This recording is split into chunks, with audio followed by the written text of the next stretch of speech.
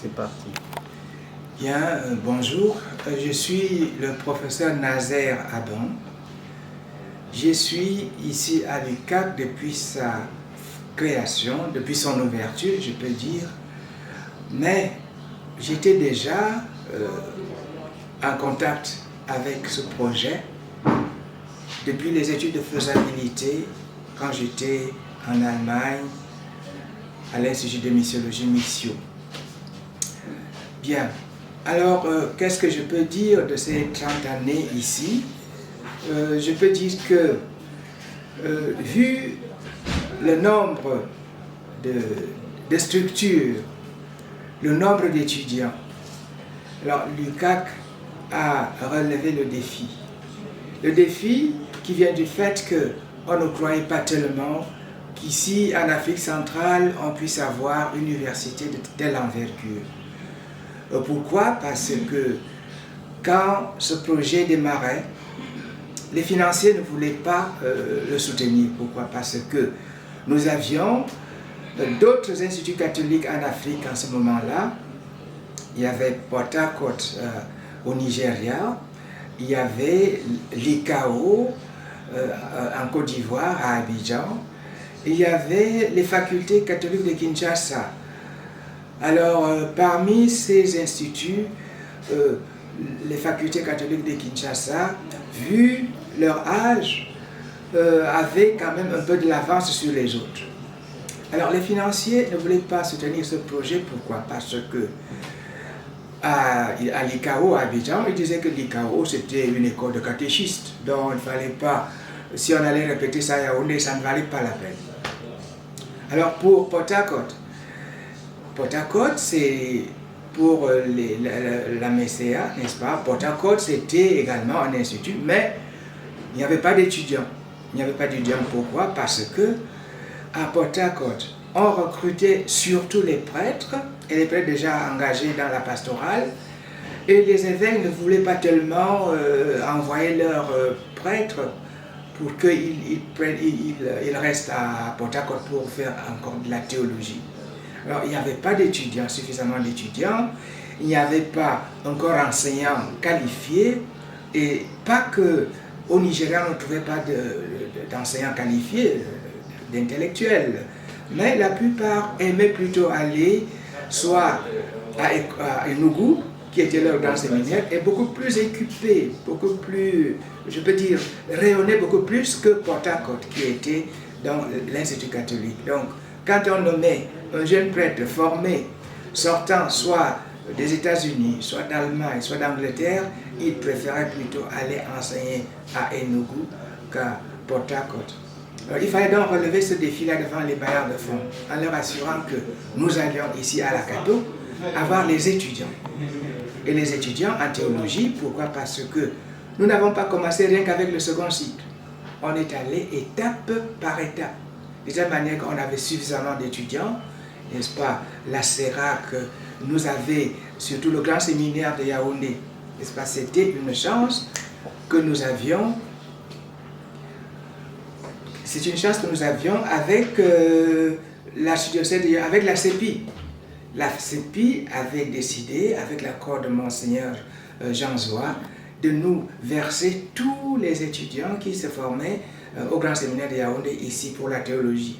Donc, de ce côté-là, on ne manquait pas d'étudiants. Et en plus, pour ceux qui regardent la faculté, la deuxième faculté qui est née, ils sont même en même temps, la faculté de théologie et la faculté des sciences sociales et de gestion, c'était pour nous une opportunité. Une opportunité. Pourquoi? Parce que nous avions deux facultés importantes pour le Cameroun, pour l'Église et pour la société. Pour l'Église, on formait sur place en théologie, une théologie dans le contexte africain et qui devait servir à l'Église d'Afrique. Et les jeunes qui venaient pour les sciences sociales et de gestion ont profité pour leur donner donc une conscience de la doctrine sociale de l'Église. Pourquoi? Parce que ici en Afrique, comme on sait, la plupart des élites ont été formées dans les instituts, les écoles catholiques, mais nous avons les tares de nos sociétés qui sont la corruption, l'exploitation des pauvres. Alors les sciences sociales devront donc donner un cours sur la doctrine sociale de l'Église pour que la théologie éclairant d'une manière spirituelle, les sciences sociales de l'Église allaient également donner à nos étudiants, n'est-ce pas, la doctrine sociale de l'Église. Voilà. Et c'est pour cela que ces 30 ans nous ont montré donc qu'on a relevé le défi. Les bailleurs de fonds peuvent maintenant croire en nous, on a suffisamment d'étudiants et ça explose même en ce moment-ci. Alors, ce qui fait qu'on est vraiment heureux d'avoir relevé ce défi-là. Il y a aussi une autre chose, c'est que pour ici, en Afrique, donc, nous avons maintenant d'autres qui veulent voir notre expérience, imiter ce que nous sommes en train de faire. Alors, donc, mes impressions dans ces 30 années, c'est que, nous avons démontré que l'Afrique peut compter sur les Africains. Alors, quant au défi, n'est-ce pas, qu'il y a à relever, au point de vue administratif, je peux dire que même au point de vue administratif, nous avons beaucoup fait. Nous avons beaucoup fait. Les défis à relever restent dans l'expérience de ces 30 ans. Ce que ça nous montre, c'est que il ne faut pas seulement compter sur l'aide qui nous vient de l'extérieur. Et cette aide peut être vue au point de vue personnel. Au point de vue personnel, nous avons commencé avec la faculté de théologie et la faculté des sciences sociales et de gestion.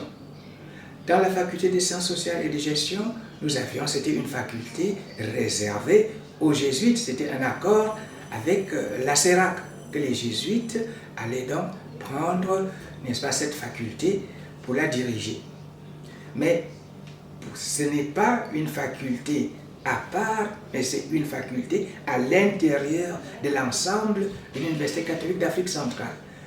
Alors, ce qu'il y a là-dedans, c'est que le père Mogenet, qui était vice-recteur en ce moment-là, et qui avait un parler vraiment très attrayant, il savait, n'est-ce pas, s'exprimer auprès des bailleurs de fonds, et nous avons vu que cette réalisation, n'est-ce pas, vient en partie de cette confiance que les bailleurs de fonds avaient au père Mogenet. Alors, ce qu'on peut retenir comme leçon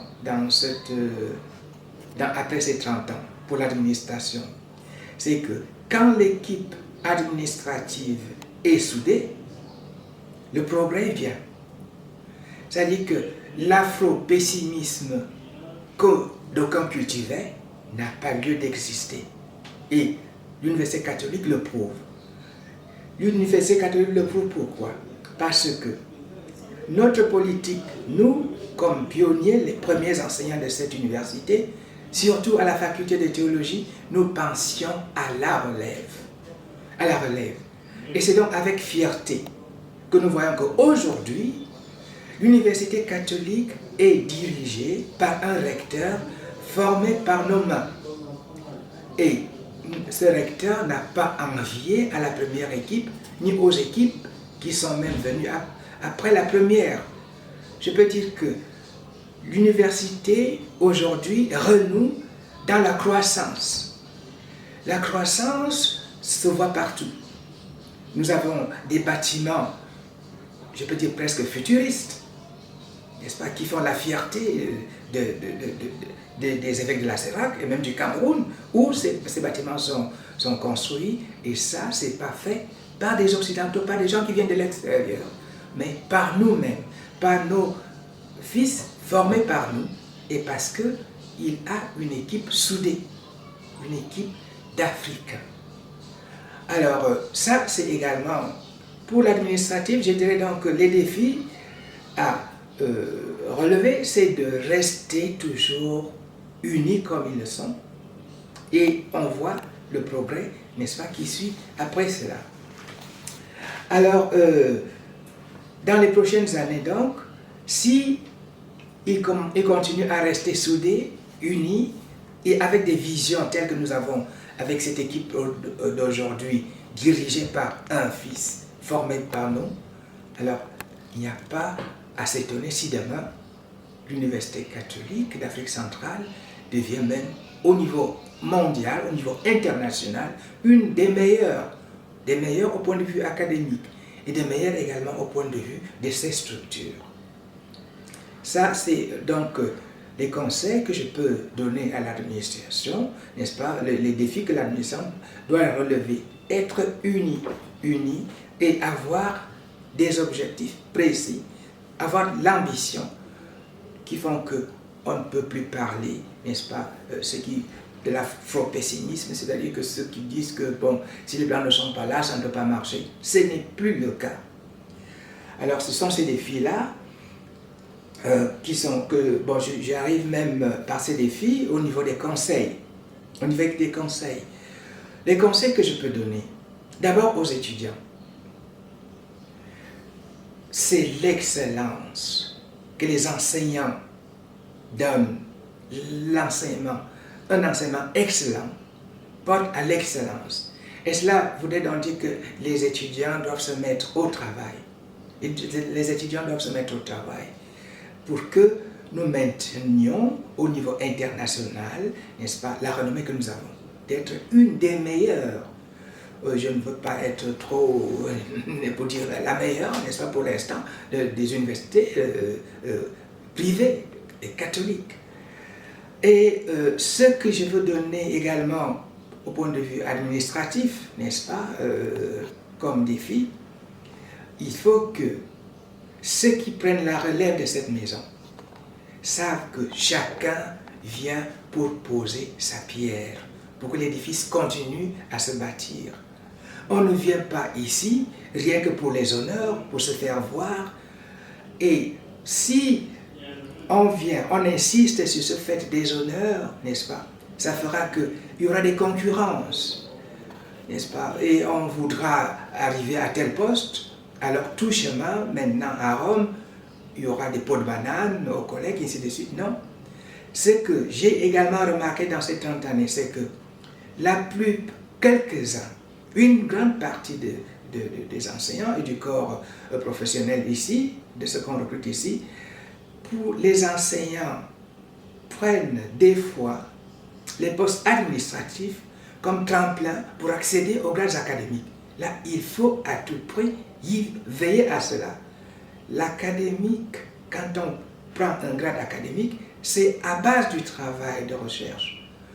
Et non pas, n'est-ce pas, qu'on se bouscule pour occuper tel ou tel poste, parce que en étant à ce poste-là, eh bien, c'est pour se faire voir, n'est-ce pas, c'est pour avoir certains privilèges. Il faut laisser le côté privilège quand on sert dans cette maison. C'est une maison qui est au service du peuple, au service de l'Église. Et par conséquent, tous ceux qui prennent la relève doivent savoir que nous ne sommes que des serviteurs inutiles qui devront laisser notre nom ici, et le nom se laisse ici, pas parce qu'on a occupé tel ou tel poste, mais c'est à cause du travail qu'on fait et pour l'Église et pour nos sociétés de l'Afrique centrale. Alors je pourrais donc dire que de ce côté-là, il y a un effort à faire. Il y a un effort à faire. Les étudiants gardant l'excellence, travaillant d'arrache-pied, n'est-ce pas? Et les enseignants également donnant du meilleur de leur-même. Et en plus, pour ceux qui prennent les postes, pour ceux qui prennent la relève surtout, il faut savoir que la relève, c'est que vous trouvez quelque chose déjà bien, c'est pour parfaire ce que vous avez trouvé bien. Alors, une autre chose, pour ceux qui regardent la relève, c'est pour cela que je suis toujours, je ne cesserai pas de le dire, il ne faut pas attendre que quelqu'un meure pour lui donner, n'est-ce pas, pour essayer de dire, bon, tu as bien fait ceci. Non, l'équipe actuelle, n'est-ce pas, avec son recteur qui mène la barque, a introduit quelque chose qui devrait être une tradition ici à l'Université catholique. Parce que j'ai vécu des cas tristes. Donc, je vous disais donc que le recteur actuel a institué un passage de témoins qui se fait dans l'honneur. On revalorise le travail de celui qui est parti et on introduit le nouveau dans le travail qu'il doit continuer à faire et à parfaire. On l'a commencé, n'est-ce pas, à l'école des sciences de la santé, n'est-ce pas, et avec le recteur, le directeur qui venait d'être parti et celui qui venait d'entrer, n'est-ce pas? Et ça s'est fait, on a fêté cette transmission, n'est-ce pas, du bâton, du relais. Alors ça s'est également passé maintenant, n'est-ce pas, pour la formation continue. Je crois que ça devrait être une tradition ici, parce qu'on reconnaît en même temps que ceux qui partent, on travaille dans cette maison, et ceux qui entrent doivent continuer et améliorer le travail qui a été fait. Je ne parlerai pas de mon cas personnel, parce que ça c'est une histoire qui me regarde personnellement. Je n'aimerais pas l'évoquer ici. Mais ceux qui ont des yeux peuvent voir. Donc c'est comme ça que je peux conclure. Vraiment des conseils, une continuité, n'est-ce pas? Une bonne continuité assure le progrès d'une institution. Et quand on amène des gens, vous commencez à vous développer, et puis ça retombe, ça retarde, on n'avance pas, on regresse. Alors je souhaite donc à l'université catholique, où je suis pour l'instant, sinon le dernier, je ne sais pas, peut-être qu'il y en a encore d'autres, ceux avec qui on avait commencé cette affaire, à partir de l'étude de faisabilité, Dieu les a appelés. Et je remercie le Seigneur de me garder encore, de me permettre de voir ce trentenaire. Et c'est pour cela que ces conseils que je donne partent du cœur. Et c'est partent d'un papa Nazaire, comme mes étudiants m'appellent. Bon, voilà.